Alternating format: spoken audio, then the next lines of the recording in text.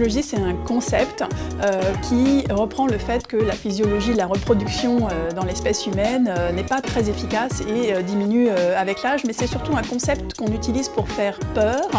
Et moi, je voudrais un petit peu dédramatiser ça, qu'on regarde l'horloge biologique un peu différemment, qu'on la regarde plutôt comme un temps nécessaire pour obtenir une grossesse qui va s'allonger avec l'âge. Et donc évidemment, en fonction de son âge, on va regarder les choses un petit peu différemment. Et donc globalement, avant 35 ans, on va se laisser un an d'essai pour faire un bébé. Puis si ça ne marche pas, on va consulter.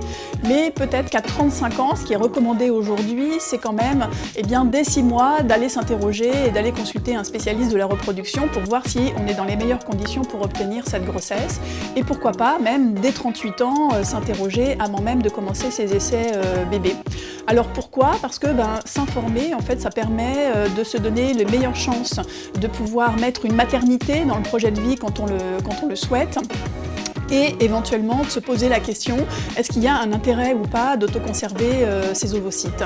Donc l'horloge biologique ne doit pas être vue comme une sanction, mais plutôt l'imaginer comme un temps nécessaire pour obtenir sa grossesse. Et donc il faut en tenir compte dans son projet de vie.